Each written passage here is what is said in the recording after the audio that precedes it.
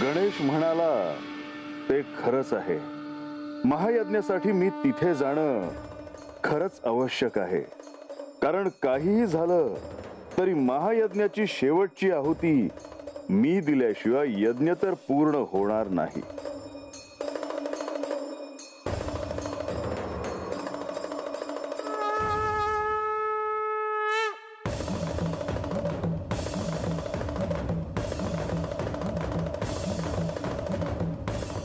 देवा, तुम्ही आता हाय सवय. मी बाला हुडकत आतमंदी गेले होते पर बा नाही दिसला. का अशामुळे घरात नाहीये?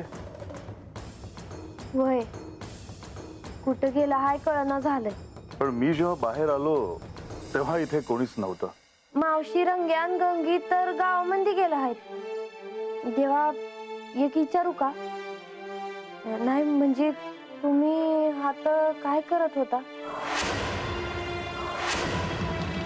मी इथेच विचार करत होतो. कसला? महायज्ञाचा.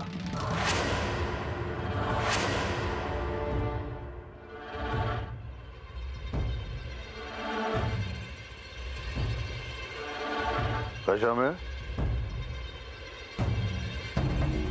बार कवा धरणं हुडकते हाय म्या तुला. कुठे गेला होतास? म्या आपला हातच गेलो होतो. कशामुळे? तुझ्या मनात काहीतरी आहे हे मला स्पष्ट जाणवतंय. अरे बा, काय झालं हाय तुला? बोल की बिगी बिगी. गावात गेलो होतो. आता समधीकड माणसं होमाच बोलत होती. जत जावत तोच विषय. ऋषी मुनी गडावर येणार आहेत, समधी जण येणार आहेत, कोण कुठनं येणार आहे ही चर्चा चालली आहे गावात. होय, तो सोहळाच मोठा होणार. कारण तो काही सामान्य यज्ञ नाही, तर तो महायज्ञ आहे. देवा, हे ऐकल्या धरणं माझं मन काही शांत बसना बघा. सारखा एकच विषय मनात येतो या. देवा, तुम्ही होमासाठी गडावर गेला नाहीत ना तर समजेसनी राग येईल बघा. समजेजण माया बानूवर राग होतील. माया बानूची काय बी चूक नसताना हे असं होणार आहे बघा. पण अशामुळे हीच तर वस्तुस्थिती आहे. जोपर्यंत मी बानूच्या वचनात आहे तोपर्यंत मला गडावर जाता येणार नाही. म्हणजे बानूला लोक असंच बोलत राहणार आणि तिनं नुसतं ऐकून घ्यायचं. पुढे काय घडेल ते येणारी वेळच ठरवेल.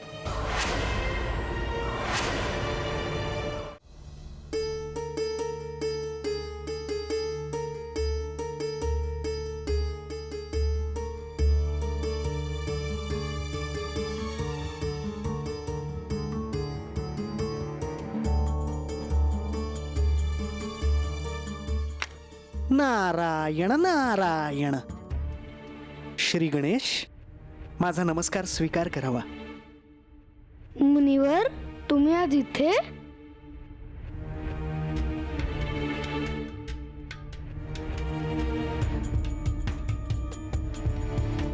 अनेक दिवस आपले दर्शन झाले नव्हते म्हणून आलो.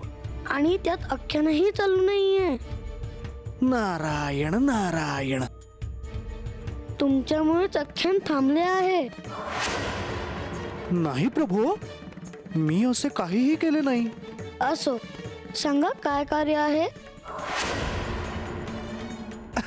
काही नाही, आपण बानूच्या वाड्यावर जाऊन आला तसे कळले म्हणून म्हटलं विचारपूस करून यावी.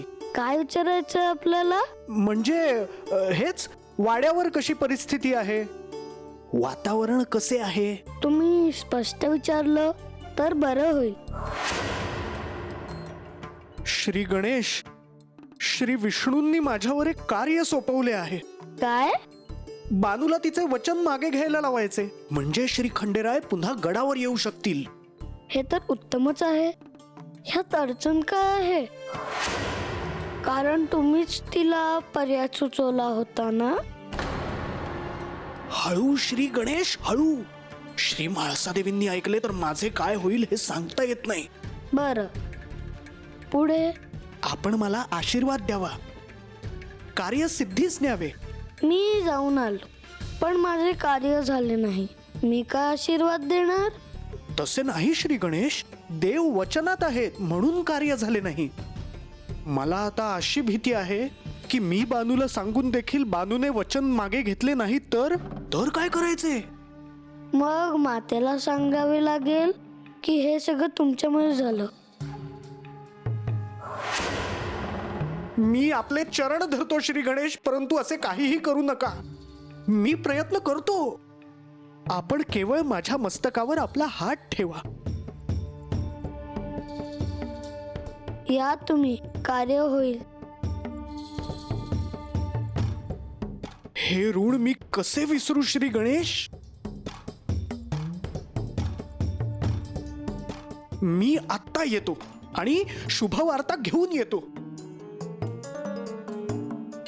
नारायण नारायण.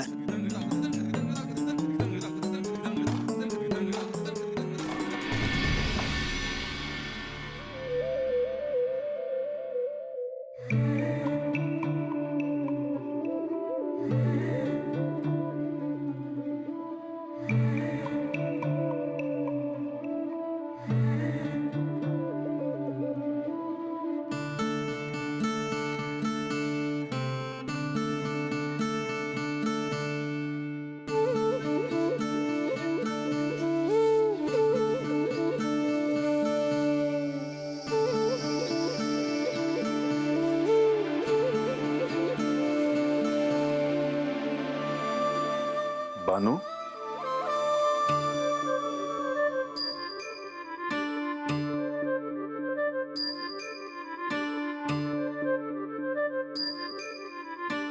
तू अशी शांत शांत का आहेस?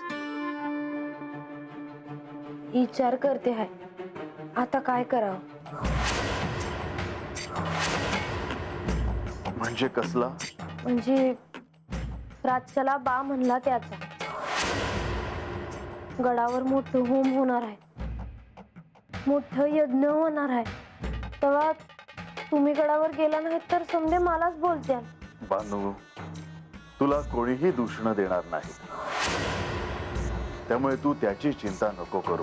देवा, एक विचारू का? विचार. म्हणजे असं झालं तर का तुम्ही ते यज्ञासाठी गडावर गेले आणि नंतर माघारी परत हातात आले तर? म्हणजे केवळ यज्ञासाठी तिथे जाऊन मी परत यावं असं तुला म्हणायचं आहे का? असं नाही होणार भाई. नाही बानू, असं नाही होऊ शकत. कारण एकदा का मी यज्ञासाठी गडावर गेलो तर मग मला परत नाही येता येणार. मग चालेल तुला तसं? त्यानंतर म्हाळसेला दिलेल्या वचनानुसार पंधरवड्यातून केवळ 2च वेळा मला इथे येता येईल. मला इथे नाही राहता येणार.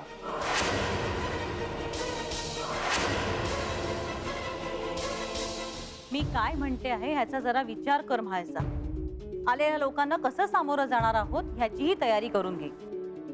पण आई, जर हे आले नाही तर हा प्रश्न पडणार आहे. तोपर्यंत माधवी, तू तिथे काय करतेस?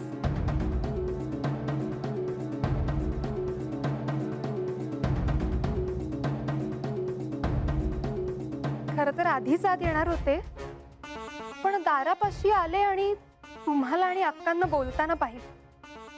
म्हटलं उगाच आपल्यामुळे व्यत्यय यायला नको. इकडचं तिकडे करू नकोस म्हणजे झालं. मी केवळ तुम्हाला मला जे कळतं, ठाऊक होतं तेवढंच सांगते. असू दे असू दे. आत्ता कशी आलीस तू? देवींना वार्ता देण्यासाठी. कसली वार्ता? नारद मुनींचं आगमन झालं आहे गडावर. आता गडावर यज्ञ होणार आहे.